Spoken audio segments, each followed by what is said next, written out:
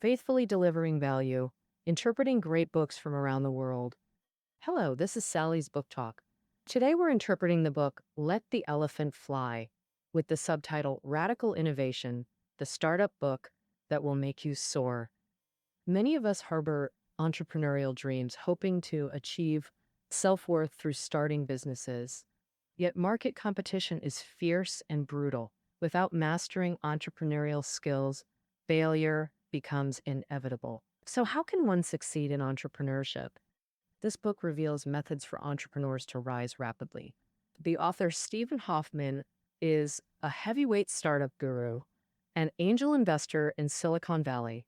In high school, he'd already produced 50 short films, written a novel, and designed dozens of board games. After college, his diverse careers, from venture capitalist to writer, programmer, even voice actor, gave Hoffman sharp market insights. His incubator, Founder Space, mentored founders of hundreds of startups like Instagram, ranked by Forbes as a top 10 Silicon Valley incubator, earning him the nickname Captain Hoffman. As a startup mentor, he's active in global entrepreneurial communities. In this book, Hoffman decodes success strategies of Silicon Valley companies big and small. Truly, this is the essence of Hoffman's entrepreneurial spirit. Having introduced the book, we'll now explore it through three key questions. First, what fundamental elements does entrepreneurship require? Second, how to build products that dominate markets. Third, how innovation drives sustainable business growth. First, let's examine the foundational elements for entrepreneurship. Starting a business is complex, requiring boldness plus deep understanding of timing, product, customers, and organizational structure. Essentially, precise timing and positioning with lean teams and funding. Let's break these down. First, precise timing, critical for startup success. What exactly is timing? Consider these examples. Smartphones' widespread adoption recently fueled mobile app development booms. Early in this wave, a simple lighter simulator app earned $1 million, while Angry Birds made millions monthly. That if startups join the competition now, their chances of success become extremely slim. Because the golden era for app development has passed, market competition has intensified, making it hard for entrepreneurs to stand out in the flood of software products. So creating the right thing at the right time is crucial.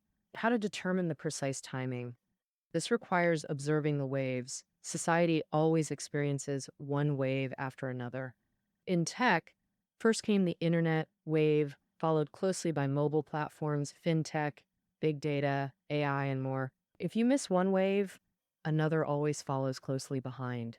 Therefore, focusing on the next wave is more effective than chasing past ones. But catching a wave requires more than observation. It demands speed. Typically, tech R&D consumes massive time and energy. That's why most successful startups don't develop their own tech. Instead, they use ready-made or open-source solutions to seize opportunities faster at the right moment. And take Oculus. They caught the VR wave by launching a headset that revolutionized gaming experiences. Just 2 years after founding, Facebook acquired them for $2 billion. The key? Their VR tech came from USC's open source projects, not developed in-house. The second entrepreneurial element is precise positioning. This mainly refers to product experience positioning, thinking entirely from the customer's perspective to genuinely solve their problems. That problem is the user's itch or pain point. Find it, dig deep, and you'll win users and markets. For example, WeChat solved expensive SMS pain while Uber tackled taxi hailing difficulties. So how to uncover problems customers need solved? The best source remains customers themselves. Only by connecting with them can you discover unmet or unarticulated needs. Medical device maker Cordis designed physician interviews asking what outcomes they wanted, then categorize those needs to nail positioning. Building on this, they developed new products and services. Using this approach, their arterial stent alone doubled Cordis's revenue in just 2 years and sent its stock price soaring. No matter how great the product, it ultimately requires people to operate it. After identifying a wave trend, you need to assemble a cohesive team ready to start the venture. So, what kind of startup team is most likely to succeed? The author believes that for startups, bigger teams aren't better. Strictly controlling headcount is key. A small, efficient team often outperforms a large, sluggish one.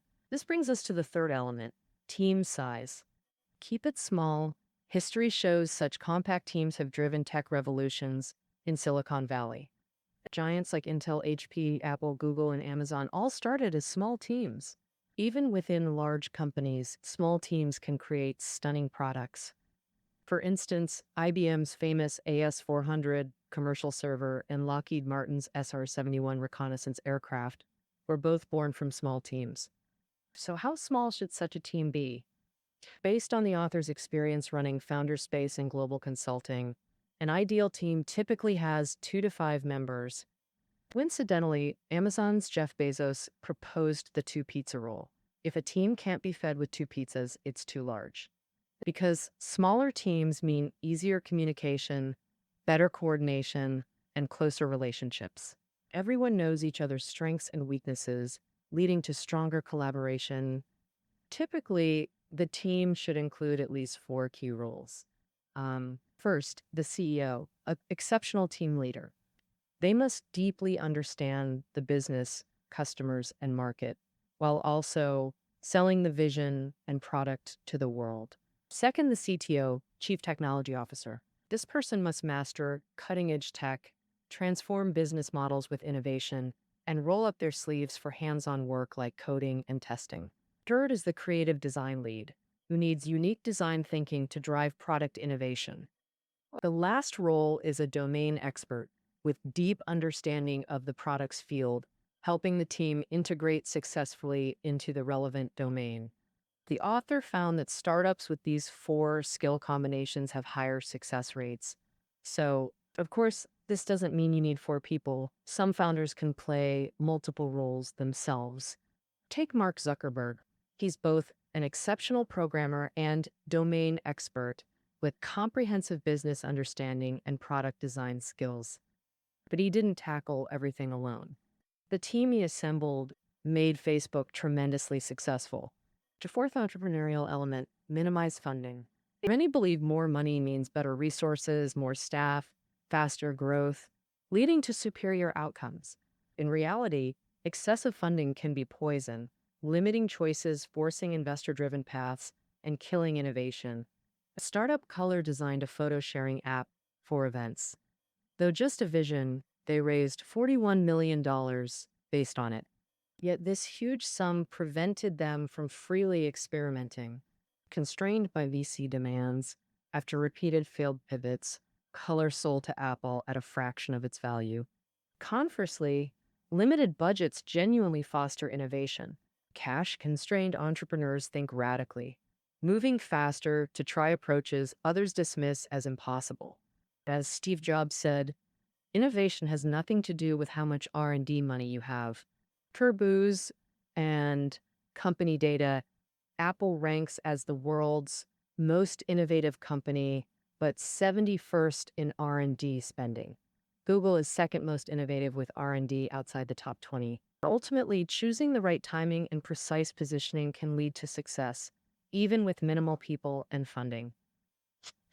But before that, there's a prerequisite: turning ideas into reality to create eye-catching products. Next, in part 2, we'll explore how to build innovative products that quickly capture markets and fascinate consumers. The answer lies in innovative designs targeting user pain points. Essentially, focus on 2 innovation paths: design and business models, validate products, and deliver added value. Let's break these down. First innovation path: design innovation. So what exactly is design innovation? It means packaging existing tech through aesthetics, tactile feel, and user experience to create products that wow and captivate. Take Tesla's Model S, dubbed the iPhone of cars. It's largely a design innovation. because electric vehicle and internet tech already existed. Though electric, Tesla combined sedan looks with sports car performance and connectivity. Customers were awestruck, realizing electric vehicles could offer such quality, propelling Tesla past competitors through design innovation. Historically, every tech invention can spawn thousands of applications. For entrepreneurs, innovating through design with existing tech costs less and succeeds more often than pure invention. The author argues design innovation generates more wealth than purely technological breakthroughs. Apple's iPod exemplifies this perfectly. At launch, countless MP3 players existed. iPod couldn't win on tech alone, so Apple focused on personal experience, creating iTunes and perfecting details like pre-charged batteries for flawless unboxing. This seemed trivial then, but was revolutionary at the time. Yet many design-innovated products still fail. Why is that? The reason lies in business models, making it our second innovation path. The author even believes rewriting business rules is true success. Uber is the benchmark for business model innovation.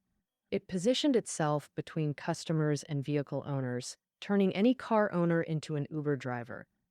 This satisfied demands for faster, smarter, more convenient experiences while achieving scalability and replicability, completely disrupting traditional taxis.